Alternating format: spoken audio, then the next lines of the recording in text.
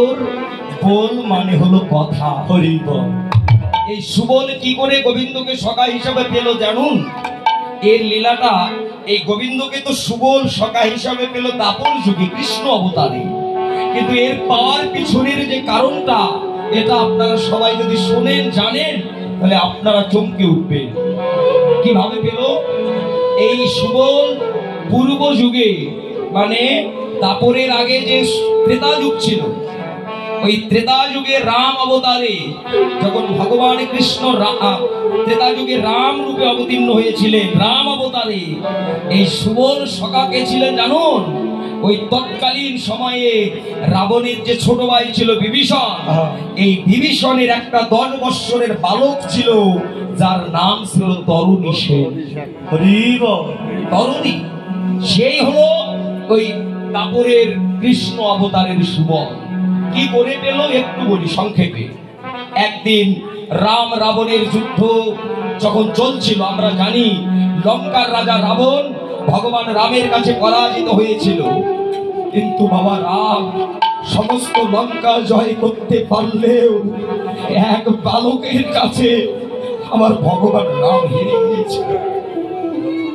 এই সুবলের কাছে, বা তৎকালীন সময় তরুণী সেনের কাছে। কি করে হারলো জানুন? যখন রাবণ রাজা যুদ্ধে প্রায় পরাজিত হচ্ছিল, তখন তার সিংহাসনের পাশে বসে কাঁদছিল। যখন রাবণ কাঁদে, তখন তার ছোট ভাইয়ের পুত্র অর্থাৎ বিভীষণের পুত্র তরুণী, বালক মাত্র 10 বৎসর, রাবণের কাছে গিয়ে লক্ষ্য করলেন যে রাবণ কাঁদছে।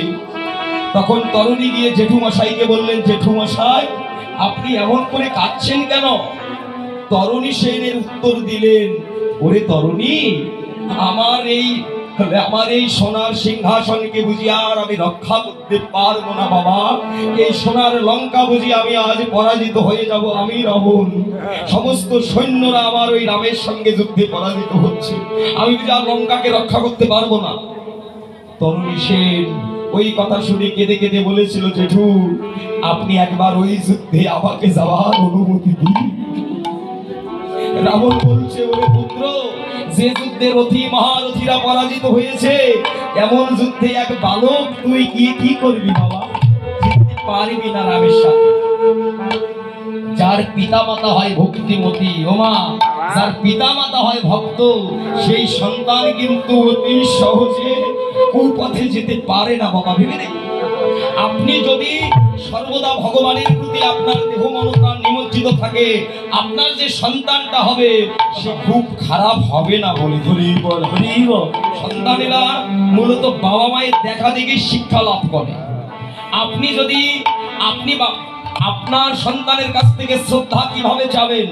আপনি যে একটা সন্তান, আপনি যদি আপনার বাবা মাকে ভক্তি করেন, আপনার ঘরে যে সন্তান জন্মাবে, আপনার দেখা দেখি আপনার সন্তানও আপনাকে শ্রদ্ধা করবে। আমি আমার বাবাকে প্রণাম করি না, তাহলে আমার সন্তানের কাছ থেকে আমি কি করে প্রণাম চাবো? এটা আশা করাও ভুল।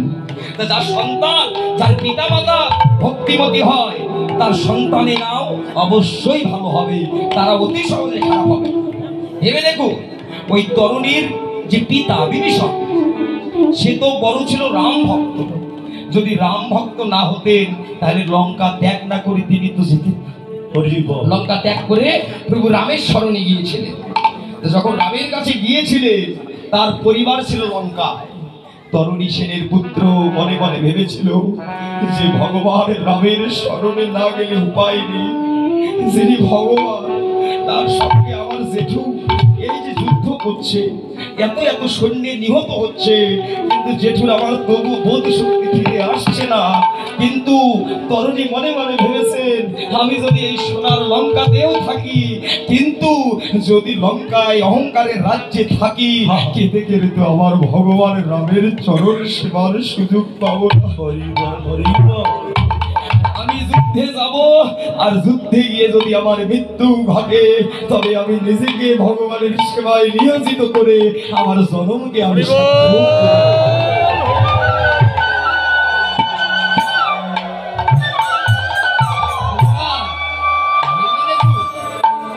এই তরুণী তখন বললো যে আমি যাবো যুদ্ধ করতে।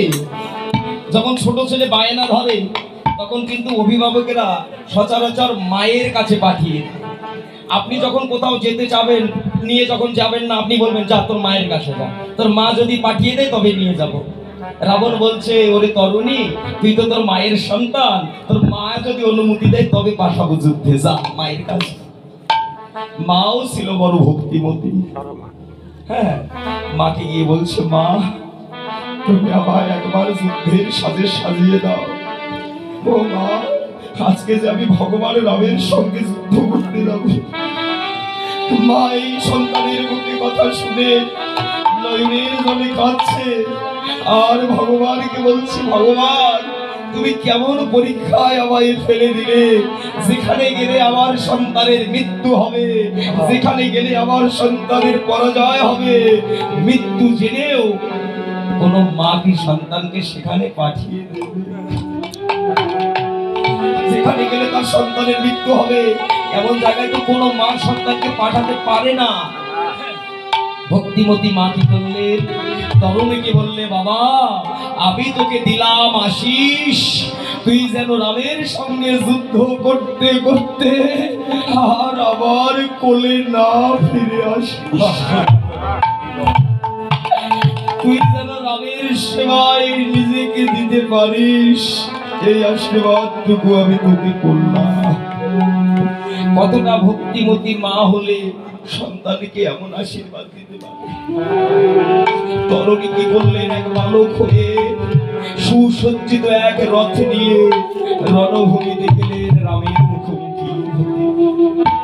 ভগবান রামচন্দ্র যখন শত্রুপক্ষকে তাকালেন, দেখলেন অন্য কোনো নয়, অন্য কোনো যোদ্ধা নয়, অন্য কোনো মহারথী নয়, তার সামনে দাঁড়িয়ে আছে এক 10 বৎসরের বালক।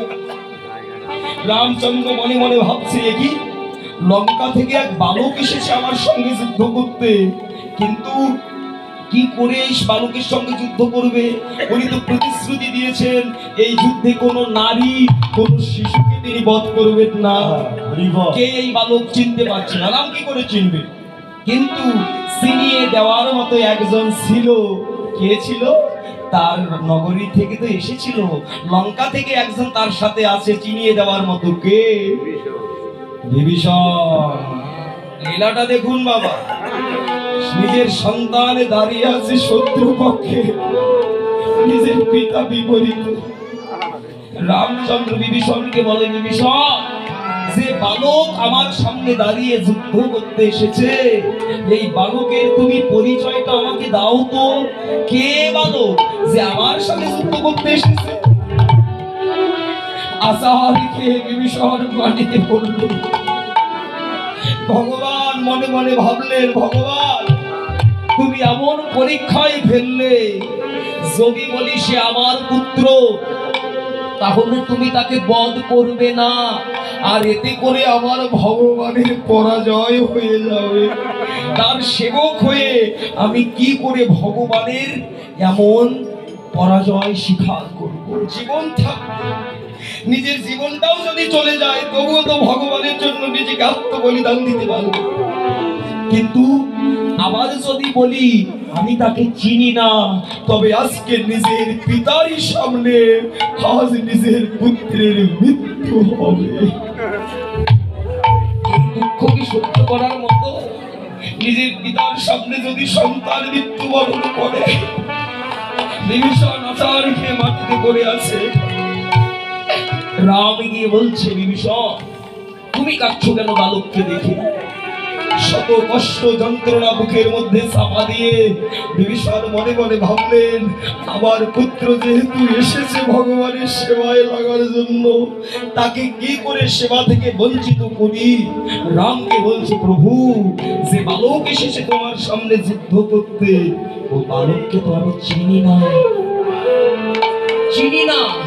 এ হয়তো লঙ্কার কোন ছদ্মবেশে রাক্ষস হতে পারে, তুমি তাকে তোমার বাণ দিয়ে বধ করে দাও আর তোমার চরণ সেবার তাকে সুযোগ করে দাও।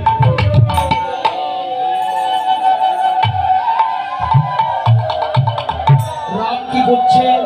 তখন আর দেরি না করে বিভীষণের এই কথা শুনতে পেয়ে তার হাত থেকে বাণ বের করে যেই না তরুণীর প্রতি বাণ নিক্ষেপ করলো, তরুণীর মস্তকে দিয়ে যেই বাণ আঘাত করলো, ওই বাবর থেকে রাম রাম রাম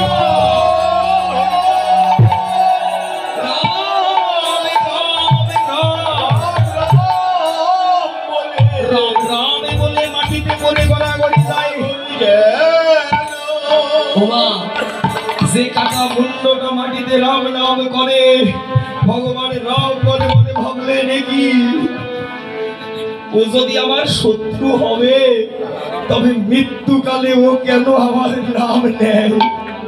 নিশ্চয়ই ও আমার শত্রু নয়, নিশ্চয়ই ও আমার কোনো পরম বন্ধু, ও আমার কোনো পরম বন্ধু। রাম আর দেরি না করে ছুটে গিয়ে কাটা মুন্ডটা কোলের উপরে বসিয়েছে। তখন বিভীষণ আছাড় খেয়ে বললেন, প্রভু আমি কি বলবো, জগতে যারা জন্মগ্রহণ করবে, প্রত্যেকটা জীব জন্মগ্রহণের একটাই কারণ থাকে, সেটা হলো তোমার সেবায় লাগা। যে জীবটা তোমার সেবায় লাগবে না, তার তো জন্মটাই বৃথা। আমার পুত্র হলে হবে কি, আজকে ভগবানের সেবায় লেগেছে, আমার কোনো কষ্ট নেই। তরুণী যখন কোলের উপরে বসে, রামচন্দ্র গিয়ে বলছে, তরুণী তুমি কে বলো তো? এই বালক তুমি এমন করে মৃত্যুকালে আমার নাম কেন তুমি নিলে? তরুণী সেন কেঁদে কেঁদে বলছে, ভগবান আমি হলাম ওই তোমার সেবক বিভীষণের পুত্র, আমি হলাম তরুণী সেন, যে আমার পিতা ইতিপূর্বে আপনাকে তার দেহ মন প্রাণ সঁপে আপনার স্মরণে এসেছে।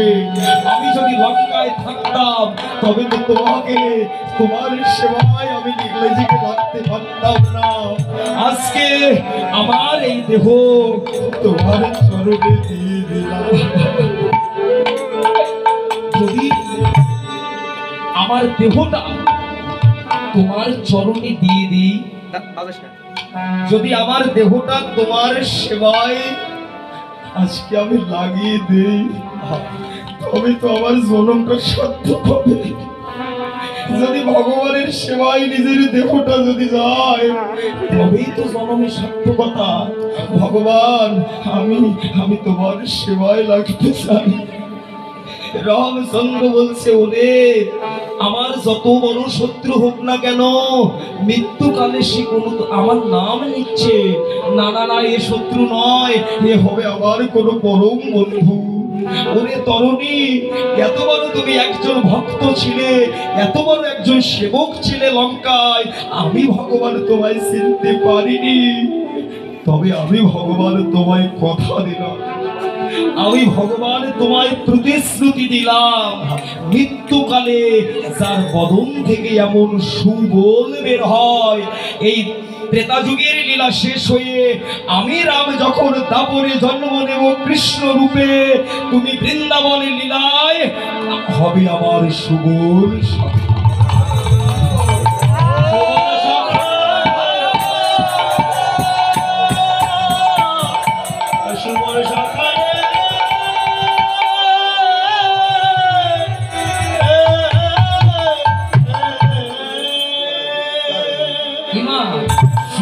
সুন্দর বল মানে কথা, তাহলে মৃত্যুকালে ওর বদন থেকে এত সুন্দর বল বের হলো, সেই তো সুবল। আজ সখাগণই এমন কেঁদে কেঁদে আকুল হয়ে আমার কৃষ্ণকে বলেছিল, সখা আমরা ধন জনে বাড়ি গাড়ি কিছু চাই নাই, একমাত্র তোর সঙ্গ পাওয়ার জন্য আমরা সব কিছু বিলিয়ে দিয়েছি। যদি সঙ্গ ছাড়াই আমাদের করে দেশ, যদি তোর চরণ সেবা হতে আমরা বঞ্চিত হয়ে যাই, তবে তুই আমাদের বাঁচার চেয়ে মরাই ভালো, আমাদের বাঁচার চেয়ে মরাই ভালো, মরাই ভালো, আমাদের বাঁচার চেয়ে মরাই ভালো, মরাই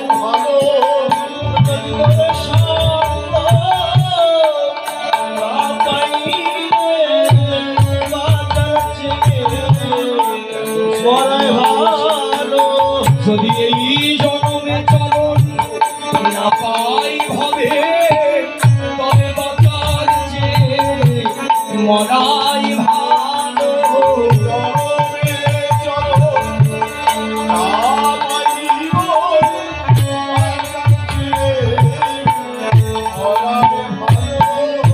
যদি চরণ সেবা না করতে পারি, তবে চলো